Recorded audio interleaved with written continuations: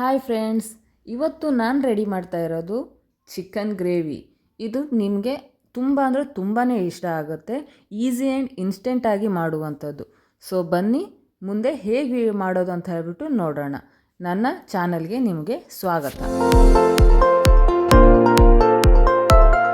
ಇವತ್ತು ನಾನು ಬೋನ್ಲೆಸ್ ಚಿಕನ್ನ ತಂದಿದ್ದೀನಿ. ಇದು 1/2 kg ಚಿಕನ್ ಇದೆ. ಇದನ್ನು ಕಟ್ ಮಾಡಿಬಿಟ್ಟು ಚೆನ್ನಾಗಿ ಕ್ಲೀನ್ ಮಾಡ್ಕೊಳ್ಳೋಣ. ಇವಾಗ ಕ್ಲೀನ್ ಮಾಡ್ಕೊಂಡಿದ್ದೀನಿ.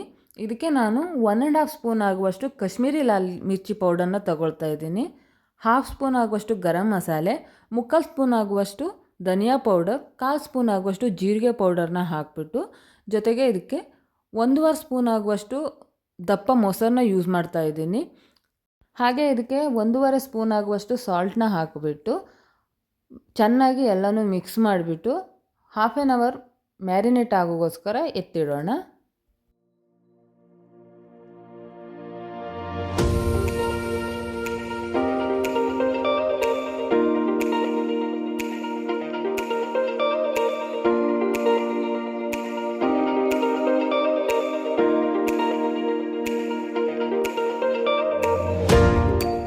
ಅದನ್ನು ಮ್ಯಾರಿನೇಟ್ ಮಾಡೋಕ್ಕೆ ಇಟ್ಟಿದ್ದೀನಿ. ನೆಕ್ಸ್ಟ್ ಇಲ್ಲಿ ಪ್ಯಾನ್ ಇಟ್ಕೊಂಡು ಅದಕ್ಕೆ ತುಪ್ಪ ಮತ್ತು ಬೆಣ್ಣೆನ ಯೂಸ್ ಮಾಡ್ತಾ ಇದ್ದೀನಿ. ಎಣ್ಣೆನ ಯೂಸ್ ಮಾಡ್ತಾ ಇಲ್ಲ ನಾನು. ಇದಕ್ಕೆ 4 ಲವಂಗ, 2 ಏಲಕ್ಕಿ, 2 ಇಂಚಾಗುವಷ್ಟು ಚಕ್ಕೆ, 3 ಲವಂಗದ ಎಲೆ, ಹಾಗೆ ಹಸಿಮೆಣಸು ಮತ್ತು 1 ದೊಡ್ಡ ಈರುಳ್ಳಿನ ಉದ್ದ ಕಟ್ ಮಾಡಿಬಿಟ್ಟು ಫ್ರೈ ಮಾಡ್ಕೊಳ್ತಾ ಇದ್ದೀನಿ. ಇದನ್ನು ಚೆನ್ನಾಗಿ ಫ್ರೈ ಮಾಡ್ಕೊಳ್ಳೋಣ.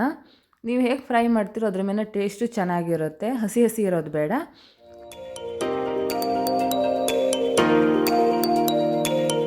ಇದಕ್ಕೆ ನಾನು 1/2 ಸ್ಪೂನ್ ಸಾಲ್ಟನ್ನ ಹಾಕ್ಕೊಳ್ತಾ ಇದ್ದೀನಿ.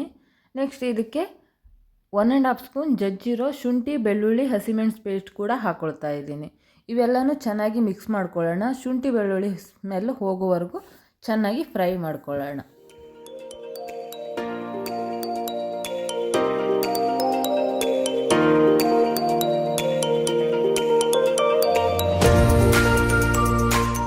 ಇದಕ್ಕೆ ನಾನು 8 ರಿಂದ 9 ಕರಿಬೇವು ಸೊಪ್ಪನ್ನ ಹಾಕ್ಕೊಂಡಿದ್ದೀನಿ. ಹಾಗೆ 3 ಟೊಮೆಟೊನ ಚಿಕ್ಕದಾಗಿ ಕಟ್ ಮಾಡಿಕೊಂಡು ಹಾಕ್ಕೊಂಡಿದ್ದೀನಿ.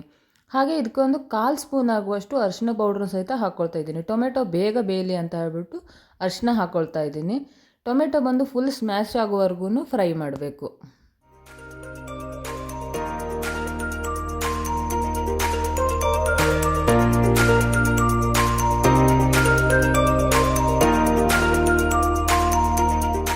ನೋಡ್ತಾ ಇದ್ದೀರಲ್ಲ, ಟೊಮೆಟೊ ಚೆನ್ನಾಗಿ ಬೆಂದಿದೆ. ಇವಾಗ ಮ್ಯಾರಿನೇಟ್ ಮಾಡೋಕೆ ಇಟ್ಟಿರೋ ಚಿಕನ್ನ ಇದ್ರ ಮೇಲೆ ಹಾಕಿಬಿಟ್ಟು ಇದನ್ನು ಮಿಕ್ಸ್ ಮಾಡೋದು ಬೇಡ, ಯಾಕಂದರೆ ಮಸಾಲೆ ಎಲ್ಲ ಹಾಗೇ ಇರಬೇಕು. ಇದನ್ನೆಲ್ಲ ಚೆನ್ನಾಗಿ ಅರೇಂಜ್ ಮಾಡಿಬಿಟ್ಟು ಹಾಗೆ ಕ್ಲೋಸ್ ಮಾಡಿಬಿಟ್ಟು ಒಂದು 5 ನಿಮಿಷ ಚೆನ್ನಾಗಿ ಬೇಯಿಸ್ಕೊಳ್ಬೇಕು. ಸಿಮ್ಮಲ್ಲಿ ಇಟ್ಬಿಡಿ, ತುಂಬ ದೊಡ್ಡ ಒಲೆ ಇಡಬೇಡಿ. ಸಿಮ್ಮಲ್ಲಿ ಇಟ್ಬಿಟ್ಟು ಮುಚ್ಚಳ ಮುಚ್ಚಿಬಿಟ್ಟು ಬೇಯಿಸೋಕ್ಕಿಡಿ.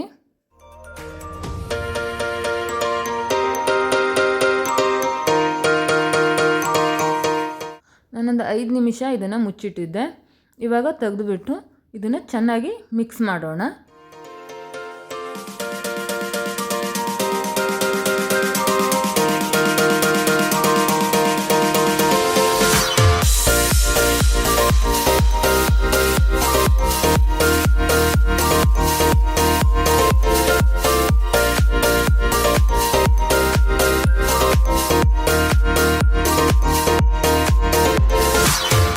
ಸ್ವಲ್ಪ ಡ್ರೈ ಆಗಿದೆ, ಅದಕ್ಕೋಸ್ಕರ ಸ್ವಲ್ಪ ನೀರು ಹಾಕ್ಕೊಳ್ತೀನಿ, ತಳ ಹಿಡಿಬಾರ್ದು ಅಂತ ಹೇಳ್ಬಿಟ್ಟು.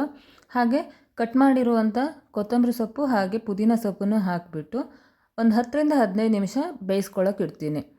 ಇದು ಬೋನ್ಲೆಸ್ ಆಗಿರೋದ್ರಿಂದ 10 ರಿಂದ 15 ನಿಮಿಷ ಬೇಗ ಬೆಂದುಬಿಡುತ್ತೆ. ಅದೇ ನೀವು ವಿತ್ ಬೋನ್ ಆದರೆ ಒಂದು ಸ್ವಲ್ಪ ಎಕ್ಸ್ಟ್ರಾ ಬೇಯಿಸ್ಕೊಳ್ಬೇಕಾಗುತ್ತೆ.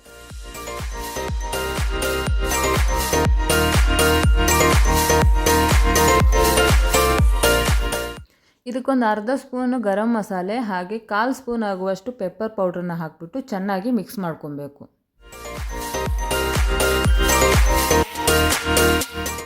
ಚಿಕನ್ ನೋಡಿದ್ರೇ ಗೊತ್ತಾಗ್ತಾ ಇದೆ ನಿಮಗೆ ಚೆನ್ನಾಗಿ ಬೆಂದಿದೆ. ನಾನು ಇದನ್ನು ಪ್ರೆಸ್ ಸಹಿತ ಮಾಡಿ ನೋಡ್ತಾ ಇದ್ದೀನಿ, ಚೆನ್ನಾಗಿ ಬೆಂದಿದೆ. ನಿಮಗೆ ಬೇಕು ಅಂದರೆ ಇದನ್ನು ಡ್ರೈ ಆಗಬೇಕಾದ್ರೂ ಮಾಡ್ಕೊಬೋದು. ಇನ್ನೂ ಚೆನ್ನಾಗಿ ಕುದಿಸಿದ್ರೆ ಇದು ಇನ್ನೂ ಡ್ರೈ ಆಗುತ್ತೆ. ನಾನು ಸ್ವಲ್ಪ ಗ್ರೇವಿನೇ ಮಾಡ್ಕೊತಾ ಇದ್ದೀನಿ ರೈಸ್ಗೆ ಆ್ಯಂಡ್ ಚಪಾತಿಗೋಸ್ಕರ. ಇದಕ್ಕೆ ಒಂದು 2 ಪೀಸು ಬಟರ್ ಹಾಕಿಬಿಟ್ಟು ಮುಚ್ಚಿಟ್ಬಿಡಿ. ಹಾಗೆ ಗ್ಯಾಸ್ ಸಹಿತ ಆಫ್ ಮಾಡಿಬಿಡಿ.